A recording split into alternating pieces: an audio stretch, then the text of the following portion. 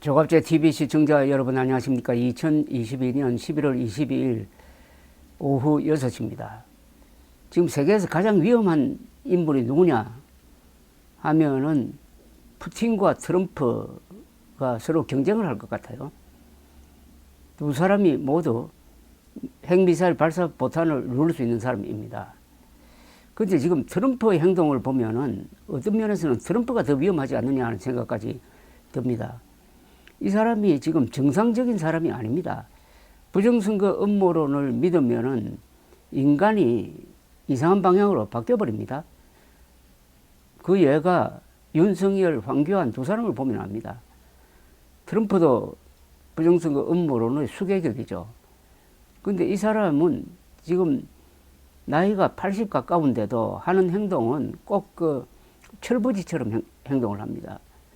기자회견할 때 싫어하는 기자를 향해서 상욕을 하고, 그리고 자신을 괴롭혔다고 생각하는 사람들을 잡아 넣으라는 지시를 FBI에 하고, 그리고 외교적으로도 여러 국가 정상들을 창피 보이고, 또 지금 마약을 운반한다는 의심만 가지고 지금 베네수엘라 등의 선박을 격침시키고 있습니다. 군사행동을 하고 있습니다. 이러니까 며칠 전에 민주당 하원 의원 6명이, 이 6명은 군대와 정보기관 경력자입니다. 성명을 발표를 했습니다.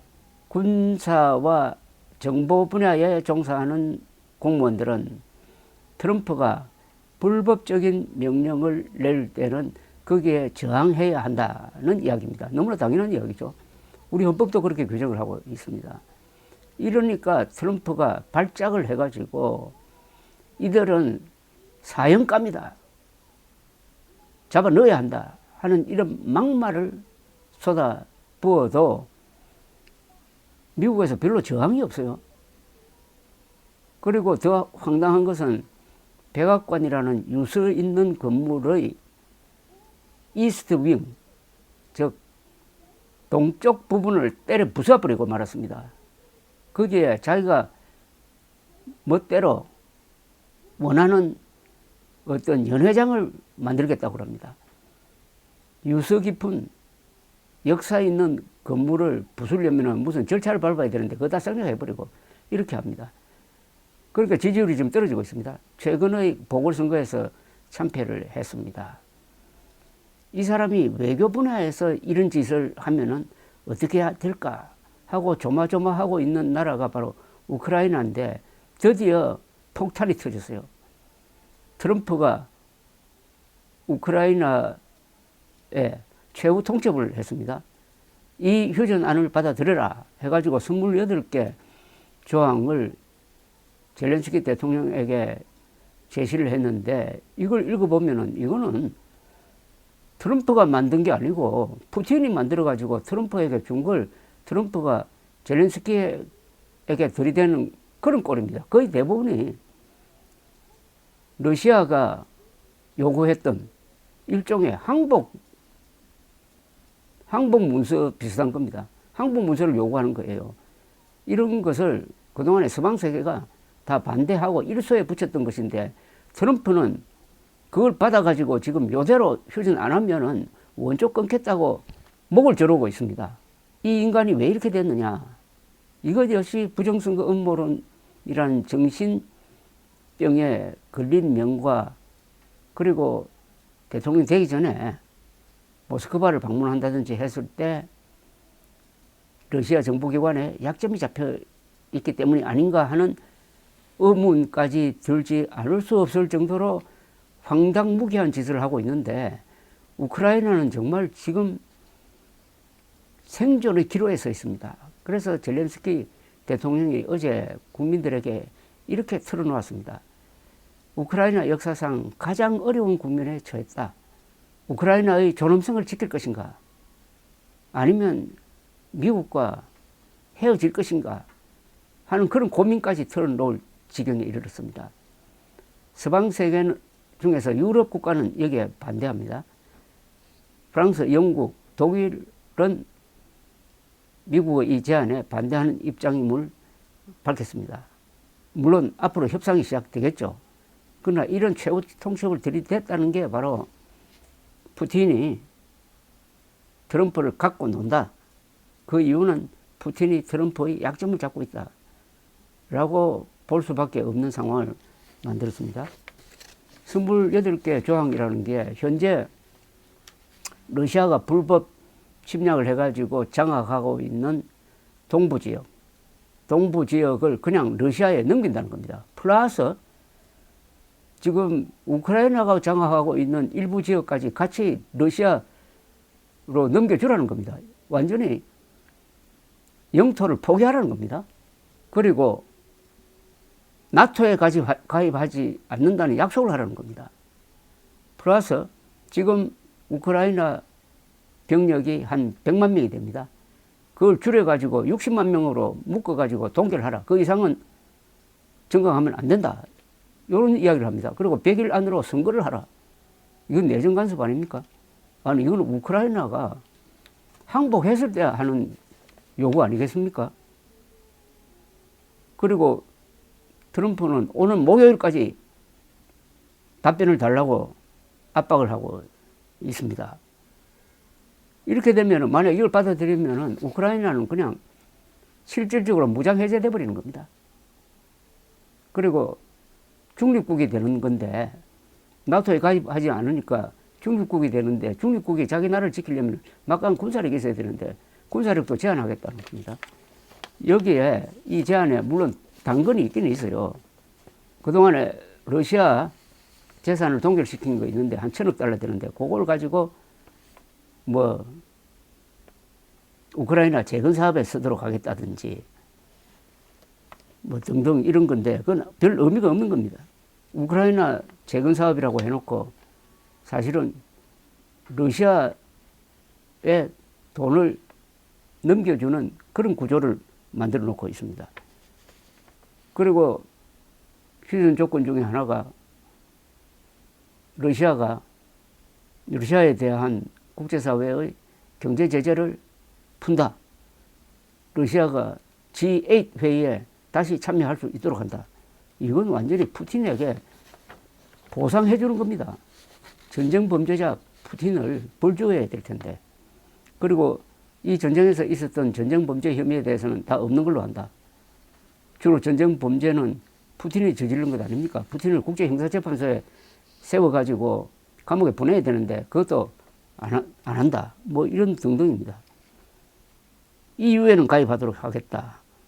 등등. 자, 여기에 대해서 앞으로 우크라이나가 어떻게 생존할 수 있느냐의 문제입니다. 정말 불쌍합니다. 그동안 우크라이나가 얼마나 영웅적으로 싸웠습니까? 인구가 4배나 되는 핵무기를 가진 러시아군을 상대로 그 작은 나라가 결사항전의 자세로 하면서 지금도 잘 싸우고 있는데, 최근에 워낙 러시아 병력이 많으니까 일부 지역에서 지금 구멍이 뚫리고 있습니다. 전선에서 우크라이나가 지금 불리하게 돌아가고 있는 건 사실이고, 미국이 계속 발을 묶고 흔쾌하게 무기를 공급하지 않고 있습니다. 지금 유럽 국가들도 무기는 대주고 돈은 대주지만은 군대는 보내지 않고 있습니다. 그러니까 사실상 우크라이나가 혼자 싸운 겁니다. 전사자는 러시아가 몇 배나 더 많습니다. 그러나 그쪽에 인구가 많으니까 계속 보충을 하고 있는 상황입니다. 이제 유럽 국가가 얼마나 트럼프의 이 무도한 휴전 제의를 완화시킬 거냐, 견제할 거냐 하는 게 남아 있습니다. 유럽 국가의, EU 국가의 또는 나토 국가의 역할이 이제 남아 있습니다. 그러나 젤렌스키가 상당히 불리하게 되었습니다. 1994년에 우크라이나는 가지고 있던 핵무기를 폐기를 하기로 동의를 합니다. 그때 미국, 영국, 러시아가 핵무기를 포기한 우크라이나에 대해서 안전을 보장하기로 하는 약속을 합니다. 그 약속이 지켜졌습니까? 2014년 크리미아로 쳐들어가서 영토를 빼앗은 이후에 또 우크라이나의 동부를 장악하기 위해서 거기서 분란을 일으키고 하는데 약속했던 러시아, 미국, 영국이 구경만 하고 말았습니다. 그래서 지금 젤렌스키나 우크라이나는 그때 핵을 폐기하지 않아야 했는데 하는 이 때늦은 후회를 하고 있을 가능성이 많습니다. 이게 한국에 주는 암시가 있는 거죠. 결정적인 순간에 핵무기 없는 나라는 핵무기 있는 나라로부터 농락을 당할 수밖에 없다. 지금 핵무기를 가진 북한, 그 북한을 편드는 중국, 러시아와 맞서서 핵무기가 없는 한국이 생존할 수 있는 방법이 있느냐? 현재로는 한미동맹밖에 없는데 트럼프의 미국이 과연 한국을 지키기 위해서 북한이 뉴욕으로 핵 공격을 하는 것까지 각오하면서 평양을 핵으로 때릴 것이냐. 여러분 그렇게 될 것 같습니까?